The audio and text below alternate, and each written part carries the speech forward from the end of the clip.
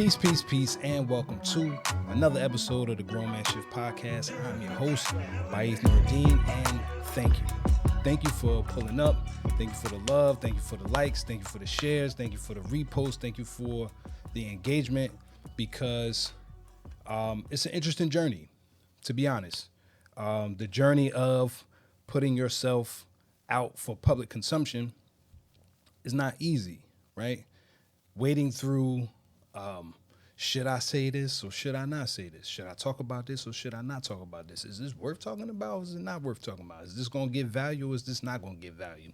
Or is anybody going to understand or are they not going to understand? There's a lot of stuff that weighs in this brain of mine, Gemini energy, whatever you want to call it, and being conscientious of it and not letting it be crippling is a dance that I do on a daily basis. And I'm just being 100% transparent, 100% genuine, because what else can I be, right? Today's episode, no guests, no sponsors, just a PSA, if you will, right? In this very moment, I'm in a transitional space. The transitional space that I'm in is not just in my career, it's not just in my business, it's not just in my relationships, it's not just in my spirituality, it's not just in my health and fitness. It's like across the board, everything is shifting and changing, and I don't want to get out of sorts. So I spend a lot of time being reflective. I spend a lot of time being introspective. I spend a lot of time just putting my brain and my focus and my energy into a space where I can keep track of it. I can keep track of this real space that I'm in, because I don't want to gloss over it or skip over it or try to skip through it as if somehow going through it isn't where the value is. Like, yes, getting to where I'm going, that's 100% valuable, right? But I don't get there unless I go through here. And here is called transitions, right? I jotted down a few notes, and as a man, which is the only perspective that I can skillfully speak from, and not even just a man, but this man, me, as Baith Murad Alpha Atir Nuruddin, as me being a man. The transitions that I'm facing are personal, right? It's not to say that they aren't aligned with other men, that they may not even be aligned with other women. They may be aligned with women, right? I said other women like I'm, hey girl. But my point is, I just want to express the transition as it's happening, so that one, in real time, I've been saying this from season 1, first episode. I'm not a guru. I'm not a specialist. I'm not a licensed therapist. I'm not any of the things that would qualify me as a spokesperson for everybody. I'm just lending my personal experience to the world and hoping that extending this experience out loud presents value, presents perspective, presents something that another person, men, women, in between, right, can pull from and say, you know what, I never really thought about that way. And I'm glad he said that. Or the reverse, like, bro, if bro thought about it like this, bruh, because I accept that as well, right? I'm figuring out as I'm moving about what this all is about. Point blank, period, right? So the notes, let's get to it, right? Because as a man, just myself, I keep saying as a man because this is the grown man shift, and I'm the man that is shifting into a more grown place, or to a more mature place, right? My fixed identity versus fluid identity, right? Because it came to pass, I would say probably around 35-ish, somewhere in there, right? Where I had this, I don't want to say epiphany that also turned into like somewhat of a midlife crisis, right? 35 midlife crisis. Yeah, because I felt myself moving out of the space of like this this story of trauma and what I endured as a kid and the things that were presented to me on my journey through boyhood, through adolescence, into manhood. Some of those things were hard things. Some of those things were challenging things. Some of those things, because I held on to it for so long, when I started to really examine it, like, who am I outside of this? I felt the ground from under me move. I felt like I didn't have a solid place in my space, that I trusted myself, that I spent too much time giving so much validity to this space, to this identity, that as I started to question it, it was scary. It was I'm just being honest, it was fucking scary. It was scary because, well, who can I be outside of this? Right? This fixed personality, this fixed perspective on my life. Who am I if I just add a little fluidity to it? Right? Who am I? And as I started to question that, a lot of things started to reveal themselves, right? That yes, I've had challenges. Some of those challenges were self-imposed. And because some of those challenges were self-imposed, getting through those moments, it was me relying on my strengths, calling out my weaknesses, and putting it on Front Street and not bullshitting about it. Not saying, well, I mean, you feel me? You could probably, not giving myself an excuse to grab onto to justify where I was, right? Where I've been, right? Can I put a logical reason behind all of my actions and my words and my deeds and all? Yeah, I probably can. But is it worth it? No. Is it valuable? No. Does it make anything better or worse? Who knows, right? If the goal is to become better every day, is the goal to become better every year, not necessarily excavating a completely different version of myself, but excavating the parts of myself that I feel like are worth excavating. The parts that I feel like are worth saying, you know what, Baith, at the end of the day, bro, this is who you are, right? I'm loving, I'm caring, I'm empathetic, I'm sympathetic. There's a part of me that approaches a lot of these things sensible, right? There's a lot of me that don't. I'm still growing, I'm still changing, I'm still being disregarded is one of them. I still am figuring out how to deal with the emotional impulse, the triggering of being disregarded. I It's a visceral feeling that I haven't dug deep enough into my childhood to see where it started and why it started, and I haven't gotten there yet, right? But I can tell you, pointing it out does give it credence in terms of something you probably want to change, Baith. And I'm okay with that. My goal is not to be this perfect person that presents in a perfect way, that makes no mistakes, that does no wrong, that has no baggage, that has no bullshit attached to him. That is not this. I'm human. I'm flawed.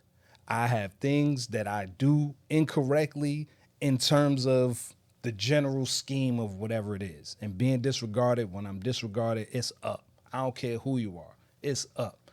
Mother, father, brother, sister, cousin, wife, kid, pastor, it don't matter. I'm still working on it. I'm still working on it, right? But this fixed identity, right? Because sometimes growth doesn't, it's not this. Growth isn't this steady thing that goes up. When you look back in hindsight, yes, it looks like this. But dissecting the little moments when it was like this and that, and then this, and then that, and then this, and then that, and then, you know what I'm saying? It's like I'm from the era of the 80s. I'll just say that. It's like the episode when Bugs Bunny was the conductor of the orchestra and how he was That's how I feel in real time, right? So having the strength and having the courage, and I'm looking down because I have notes. I don't want to, this is worth taking the time to curate the conversation, right?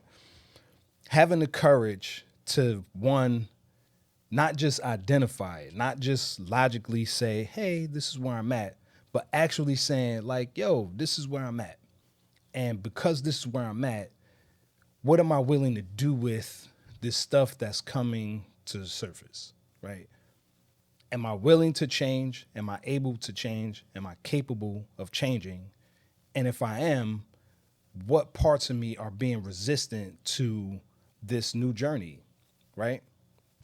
Because what do I do with all the old stuff? What do I do with all the parts of the old me that I clung to so near and dear, right? That got me through so many situations and challenges, that put me in a position to say, you know what? I think it's time to pivot. What do I do with that me? That is a very real question. I don't know if you have that question, but for me, in this space of consciously and willfully transitioning, not just based off of circumstance, but actually based off of choice, right? There's circumstance on the back of choice. Yes, I'm with you on that, right? But in this particular case, 90% of what I'm transitioning through, they're choices based off of me assessing and saying, you know what? Yeah, I think I want to change that. I want to change that. It just doesn't feel like me anymore, right? It doesn't feel like me anymore. So, one of the perspectives, right? What is the difference between evolving and abandoning who I was? Evolving, again, I just said it, to me, is a choice, right? I'm choosing to go from one rung of the ladder to the one that's above it. I'm choosing to go from this step to the next step. I'm choosing to go from this point to this point.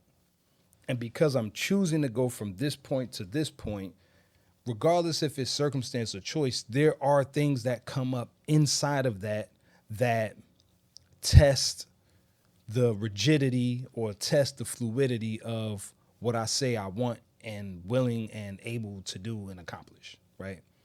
Am I so firm on it has to be like this that when it's presented in a different way, I look at it like, well, nope, it's not this, so I'm not going to choose that, right? Like that parable or story where there was a flood and the guy cried out to God and said, God, please save me. And then multiple forms of being saved came, and the guy refused it because every time it wasn't what he thought it was going to be. It didn't look like what he thought it was going to look like, right? Guy come by on a boat. Hey, man, you need some help? Nah, man, I'm good. God gonna come get me. You feel me? Helicopter come past. Hey, yo, what's up?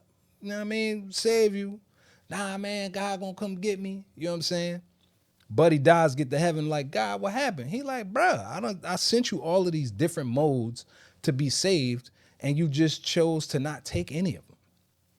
I don't want to be in that place where it's not looking like I expected it to look. And because it's not looking like I expected it to look, that somehow it's just not it. Nah, it probably is it. I may have to put a little bit more effort. I may have to put a little bit more energy. I may have to put a little bit more work into it. But the transition, the change is just what it is, because I made a choice. And everything that comes out of making this choice is just it's par for the course. That's just what it is, right?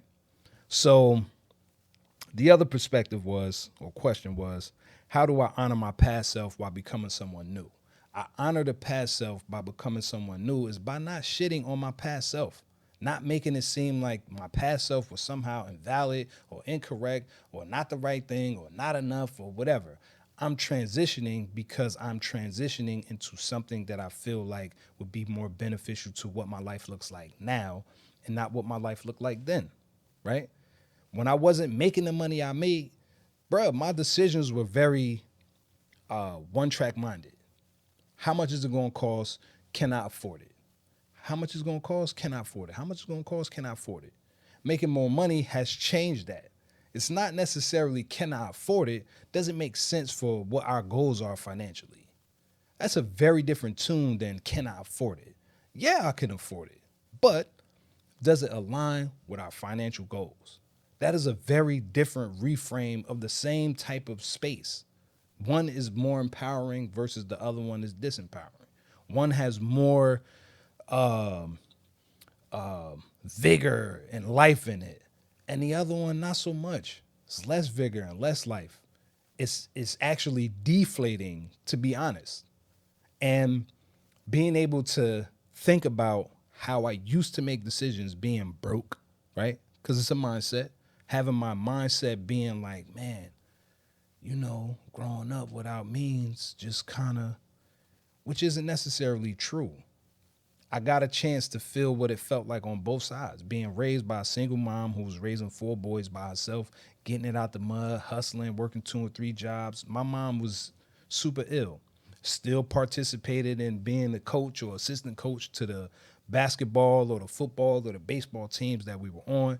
My mom taking us to the park, showing us how to be kids, like keeping us in a space where we were children. We were allowed to, frolic and jolly, if you will, right? But then hanging out with my grandparents on the weekends or whenever we would go for the summer, where my grandparents, they had jobs. They were able to buy things that me and my younger brother at the time, 2 little boys, bruh, a $40 game or, a $50 pair of sneakers or whatever it wasn't out of their wheelhouse. Bruh, y'all our grandkids. We gonna buy y'all whatever y'all want because we can. It doesn't interrupt our finances to do this for y'all, right? So this space of like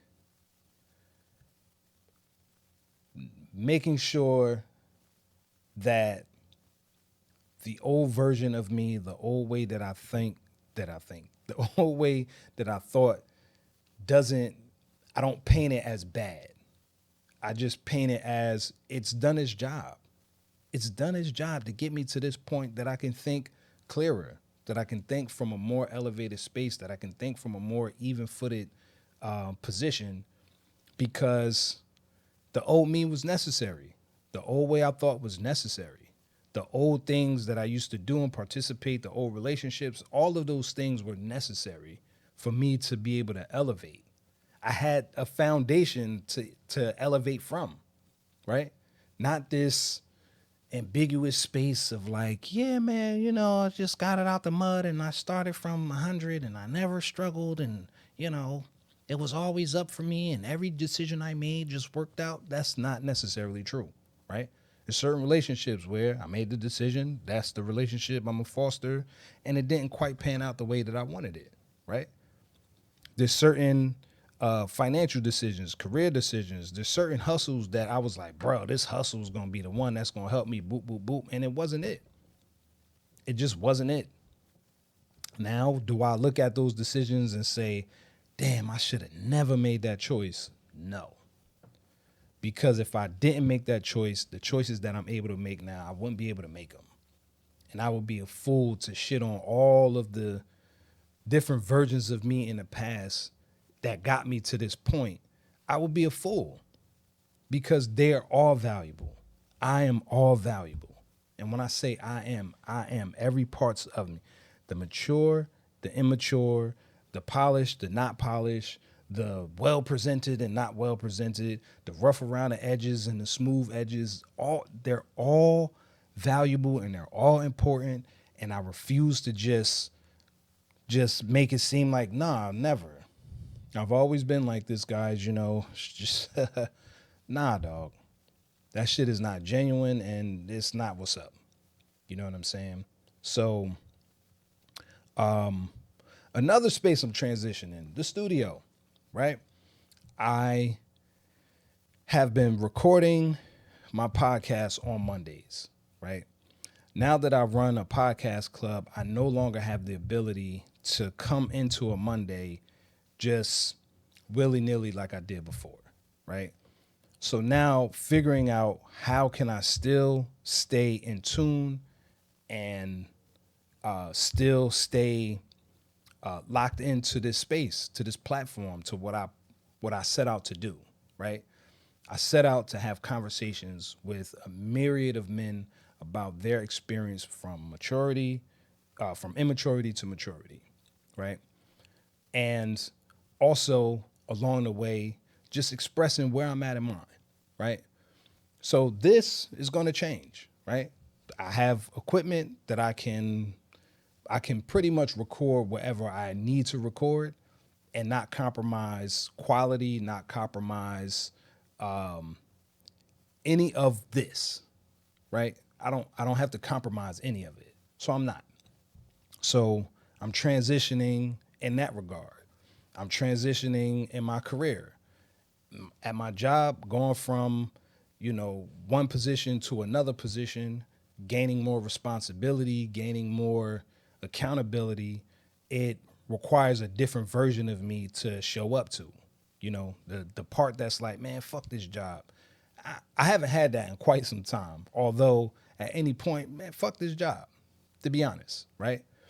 And not because I don't care. I just know I'm capable of finding something that will replace it, or if not replace it, be better than. But I know I'll be okay however way the cookie crumbles. As long as I have breath and the activity of my limbs and activity of my mindset, then it just is what it is, right?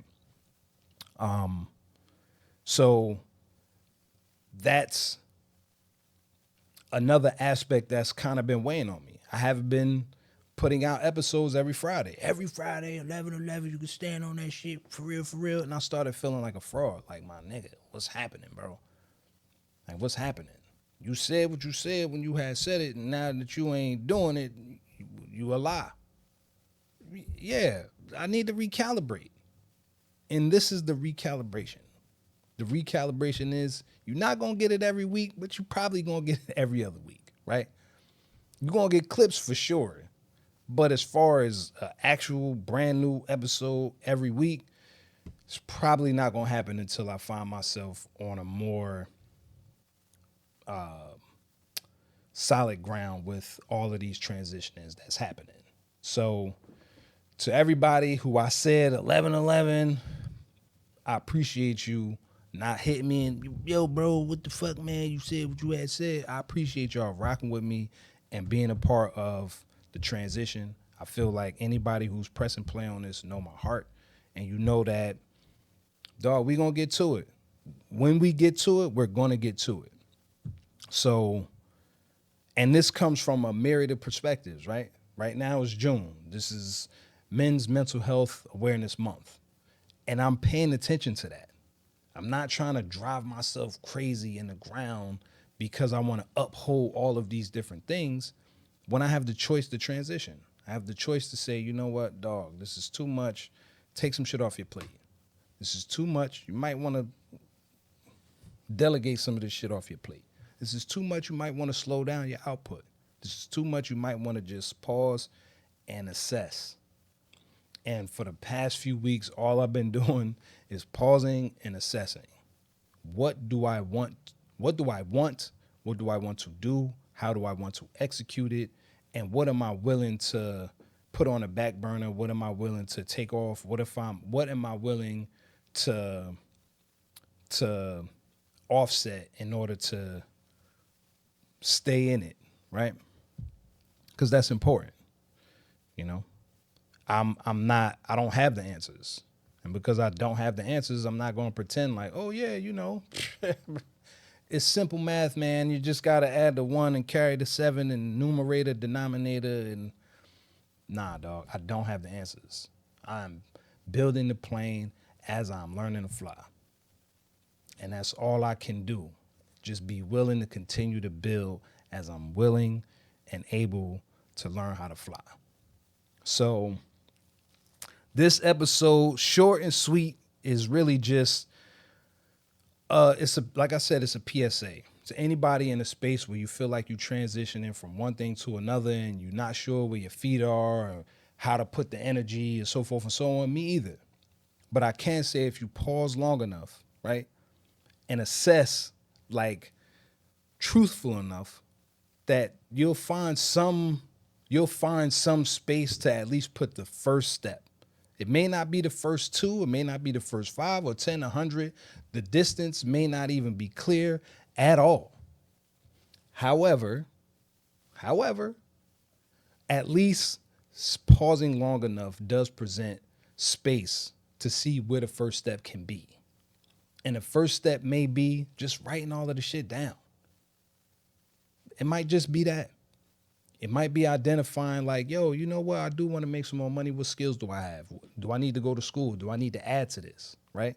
It may just be like, look, my relationships don't really promote forward motion or forward growth. So maybe I need a mentor. Maybe there's somebody that I need to tap, real quick. You know what I'm saying? I know it costs whatever to pick your brain, but I'll be willing to pay whatever to pick your brain. Right? It may be courses on YouTube that present you with a basic framework to move forward. It could be that. Whatever it is, it's not impossible. It's not impossible, right?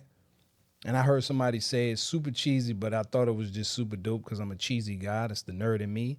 I'm possible. I am possible in whatever situation I put myself in that I deem that I am possible. And if that's all it takes, then have at it. But don't count yourself out just because you feel like everything's moving and everything's changing. And breathe. Take a step back. Assess. See where you really are. Because now is now. Later is later. Now is now. Then was then. Now is now. Right? I'm not holding myself to this secret agreement of the past to stay in the past. And I'm not propelling myself so far in the future that everything I need to do right now to get there, I'm not even doing that. Nah. Fuck that. I'm worth more than that. You are worth more than that. So, with that said, I'm going to leave it with this, right? These are questions that you can ask yourself that I'm continuing to ask myself through this whole transitional space, right? What do you do when your entire life is shifting at the same time? It's one. What is changing? What is difficult about it? What am I learning? What am I releasing? And what or who am I becoming?